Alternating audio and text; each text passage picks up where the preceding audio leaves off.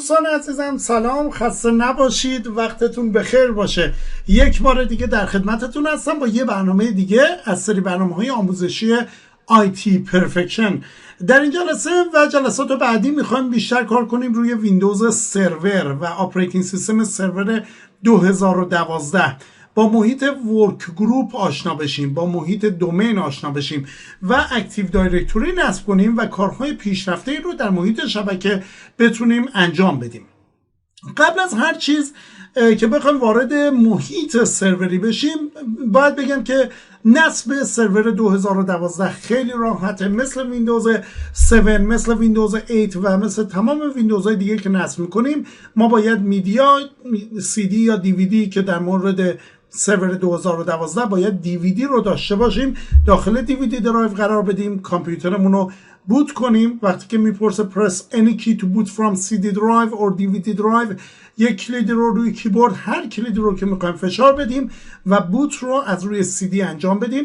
این ویندوز سرور رو میتونیم به این صورت وارد ویزارد نصبش بشیم و چند تا نکست داره و ویزاردش که تموم کنیم، ویندوز سرور 2012 روی سرورمون نصب میشه.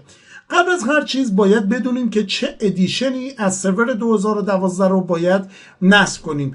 هر سروری رو با توجه به پرایس یا قیمتی که داره آپشن های مختلفی رو روش میتونید فعال کنید که اینجا داکیومنتی رو که از سایت مایکروسافت دانلود کردم میخوام بهتون نشون بدم. ادیشن های مختلف سرور 2012 رو اومده با همدیگه مقایسه کرده. ببینید این سایت مایکروسافت، میتونید سرچ کنید Windows Server 2012 R2 Products and Edition Comparison. مقایسه ای داره به تمام سرورهای 2012 ادیشن های مختلف. دیتا سنتر ادیشن داره، استاندارد ادیشن، اسنشالز ادیشن، فاوندیشن ادیشن و همه اینا R2 هستن، ریلیس 2 سرور 2012 هستند. و حتی هایپر وی که به اپتیمایز شده برای نصب هایپر وی به عنوان هایپر وی سرور، استوریج سرور بیشتر برای بکاپ گیری استفاده میشه و برای محیط های ورک گروپی هم که میبینید که خودش یک سرور استوریج ویندوز استوریج سرور داره که خب اون هم ذکر شده، ولی من خودم شخصا هرگز اون آپریتینگ سیستم رو باهاش کار نکردم. ولی خب ببینید نکته مهم اینجاست که باید قبل از اینکه سروری رو نصب کنید ببینید که هر کدوم از این سرورها، هر کدوم از این ادیشن ها چه ادوانتیج، چه فواید و چه دیس ادوانتیج، یعنی معایبی رو دارن یا چه قابلیت ها رو نمیتونید روشون فعال کنید. مثلا همونطور که میبینید یوزرهایی که میتونن به این سرور وصل بشن در سرور فاوندیشن ادیشن فقط 15 یوزر هست. در سرور 2012 R2 اسنشالز تا 25 یوزر رو میتونید به دومینتون متصل کنید و این استاندارد ادیشن و دیتا سنتر ادیشن میبینید که بر اساس لایسنس ها یا کلاینت اکسس لایسنسی که میخرید میتونید کامپیوترها رو به این دومین جوین کنید و از ویندوزتون استفاده کنید که چندین و چند یوزر بتونن بهش متصل بشن. ولی به صورت دیفالت میبینید که هیچ لیمیتیشنی نداره. ولی اگه اسنشال رو نصب کنید فقط up to 25 users، حتی 25 یوزر میتونن به این سرور متصل بشن. اینجا اومده گفته که رم مکسیموم رمی رو که ساپورت میکنه. بعضی از سرورها خیلی سرورهای قوی هستن و ممکنه که حتی به شما سروری بدن که بیشتر از 64 گیگابایت رم یا مموری روی اون سرور نصب شده باشه. در اون صورت نباید اسنشال ادیشن رو آفر بدید، پیشنهاد بدید به کلاینتتون. حتما باید از ادیشن های دیگه، استاندارد ادیشن یا دیتا سنتر ادیشن استفاده کنید، به خاطر اینکه بیشتر از 64 گیگابایت رو ویندوز سرور 2012 R2 اسنشالز ساپورت نمیکنه و میبینید حتی فاوندیشن ادیشن up to 32 گیگابایت of RAM رو ساپورت میکنه. پس برای همین باید حتما بدونید که چه سرور سخت افزاری دارید و چقدر مموری یا سی پی یو روی اون قرار داره که بدونید که تا چند تا از اون سی پی یو ها رو میتونید ساپورت کنید. اینجا میبینید که تعداد سی پی یو هایی که ساپورت میکنه این فاوندیشن ادیشن حد اکثر یکی، اسنشالز حد اکثر 2 تا و اینه که تا 64 تا سی پی یو رو میتونه روی اون سرور باشه تا سرور روش نصب بشه. نکته دیگه ای که خیلی مهمه، باید مثلا ببینیم که سرویس ها به چه صورت، سرویس DHCP، DNS سرویس و قابلیت های دیگه مثل فایل سرویسز روی کدوم یکی از این سرورها نصب میشه و کدوم یکی لیمیتد فیچر دارن، یعنی میتونن توی قابلیت های ساپورت کنن ولی تا یه حدی، نه فول فیچر نیستن، تمام اون فیچرهای اون سرویس ساپورت نمیشه.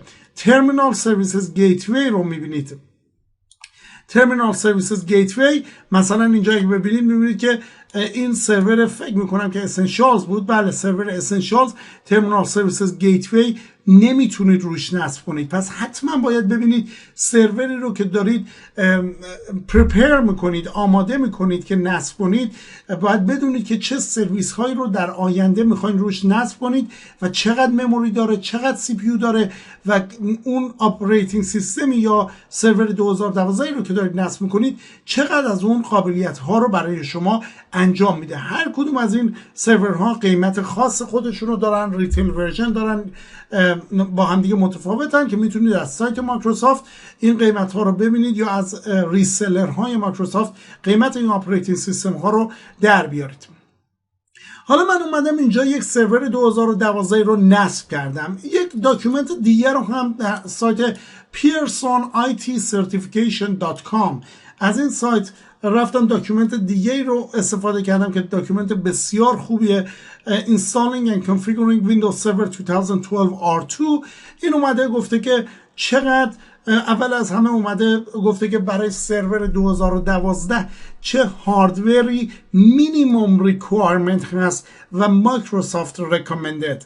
مثلا اومده گفته که پروسسور 1.14 گیگاهرتز میتونید داشته باشید. مثلا بعضی از لپتاپ ها هم شاید بتونید روشون سرور 2012 رو نصب کنید با این تفاصیل، ولی مایکروسافت ریکامند میکنه که حداقل 2 گیگاهرتز یا فستر یا سریعتر رو روی سرورتون داشته باشید که سرور 2012 با یک سرعت قابل قبولی، سرعت پردازش قابل قبولی داشته باشه. مموری چقدر رم ساپورت میکنه، مینیموم ریکامنددش 512 میگه، ولی اصلا اینجا حتی میگه 2 گیگابایت رم. سروری رو که من نصب کردم 8 گیگابایت رم داره ولی باز هم سرور کندی هست. اینا هیچ وقت با این قوانین نرید، اینا در محیط های پروداکشن جواب نمیده. یعنی اگه تو محیط پروداکشن، محیط واقعی شبکه، سروری رو بیان روی یک سرور با 2 گیگابایت رم سرور رو نصب کنید، بدونید که پرفورمنس خیلی ضعیفی رو خواهد داشت. available disk space مثلا میگه حداقل 32 گیگابایت، ولی مایکروسافت ریکامند میکنه که 40 گیگابایت. من میگم حداقل 120 گیگابایت مموری هارد فضای دیسک روی درایو سی داشته باشید که بتونید ویندوز رو نصب کنید و به مشکل نخورید.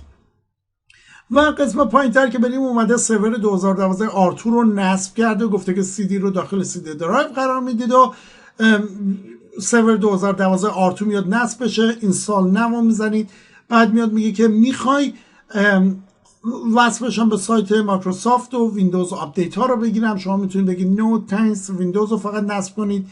بعد وقتی وارد محیط نصب ویندوز میشه، من یک کمی این صفحه رو براتون بزرگتر میکنم که بهتر بتونید ببینید. وقتی که وارد نصب ویندوز میشید، ویندوز سرور 2012 R2 استاندارد ادیشن یا دیتا سنتر ادیشن رو مثلا بهتون میگه که میگه کدوم یکی از اینا رو میخواید نصب کنید. میبینید ایوالویشن هم برای ترایاله. مثلا میتونید از سایت مایکروسافت برید بگید من سرور 2012 رو میخوام به صورت ترایال دانلود کنم، 30 روزه، 60 روزه، 90 روزه یا 120 روزه بهتون وقت میده که از اون ترایال استفاده کنید، تستش کنید و بعد برید تو محیط واقعی شبکه، برید سرور یا لایسنس رو خریداری کنید و روی سرورتون نصب کنید.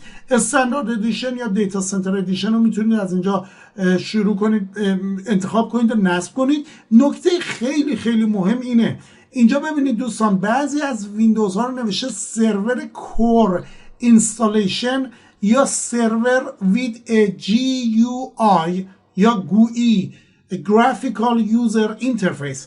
graphical user interface سرور مثل ویندوز محیط گرافیکی داره. نگاه کنید این محیط گرافیکی داره. این ویندوز سرور الان نصب شده این محیط گرافیکی داره. ولی اگر ویندوز رو بیاین به صورت کور اینستالیشن نصب کنید یه چیزی تمام تصاویری که میبینید این تقریبا میتونیم بگیم که پاورشل رو فقط شما خواهید داشت. این پاورشل یعنی فقط به صورت کامندی باید روش کار کنید و محیط گرافیکی دیگه سرور کور ادیشن نداره، هرچند که بعداً میتونید اون گرافیکال یوزر اینترفیس رو روش نصب کنید و کار خودتون رو راحت تر کنید. ولی پس مطمئن باشید که اگه میخواین این محیط گرافیکی داشته باشه حتما این آپشن with a GUI یا گرافیکال یوزر اینترفیس رو انتخاب کنید. مثلا استاندارد GUI بیس یا دیتا سنتر ادیشن GUI بیس سرور کور رو نصب نکنید وگرنه فقط باید با کامند پرامپت اونجا تو محیط کار کنید. وقتی که ویزارد و نکست بزنید میره و وارد مراحل نصب ویندوز میشه و نصب ویندوز انجام میشه. یک سری کامندهای خیلی مفیدی رو اومده اینجا بهمون گفته. این صفحه اول ویندوز پاورشل هست که میبینید هیچ محیط هیچ گرافیکی وجود نداره و فقط به صورت منوها هستن و خیلی خیلی فیچرهای خیلی کمی اینجا داره. فقط باید در محیط کامندی با کامند پرامپت اون ویندوزتون رو اپتیمایز کنید و ازش استفاده کنید. یک بار دیگه میگم توی سایت pearsonitcertification.com این مقاله این هستش که میتونید ازش استفاده کنید. حالا من ویندوز سرور رو نصب کردم. سرور 2012 اینجا نصب شده و بهش تونستم یک کانفیگوریشن بیسیک انجام بدم و بهش ریموت دسکتاپ کنم. دقیقا همون محیطی رو که توقع داشتیم ببینیم، مثل ویندوز 8 مثل ویندوز 7 یه محیط گرافیکی معمولی داره اینجا که میتونید شما یوزری رو که یوزرتون انتخاب کنید، ساین اوت کنید و پاور شات داون کنید مثلا و دقیقا همون قابلیت ها. ولی جلسات بعدی که بیایم بهتون میگیم که چجوری کانفیگوریشن اساسی رو روی سرور انجام بدید، اصلا چه تفاوتی بین سرور و کلاینت آپریتینگ سیستم ها. سرور آپریتینگ سیستم ها مثل سرور 2003 سرور 2008 سرور 2012 و اخیرا هم سرور 2016 ریلیز شده. پس سرور آپریتینگ سیستم ها در یک کلاس دیگه کار میکنن. کلاینت آپریتینگ سیستم ها مثل ویندوز 7 ویندوز XP ویندوز 8 ویندوز 10 اینا همه کلاینت آپریتینگ سیستم هستند که معمولا در محیط شبکه کلاینت ها سرویس میگیرن از سرورهای داخل شبکه. جلسه بعدی که برگردیم بهتون نشون میدم که چه قابلیت های اضافی رو میتونیم روی سرور فعال کنیم که روی کلاینت نمیشه اون کارها رو انجام داد. فعلا همتون رو به خدای بزرگ میسپارم تا جلسه بعدی. خدا نگهدار.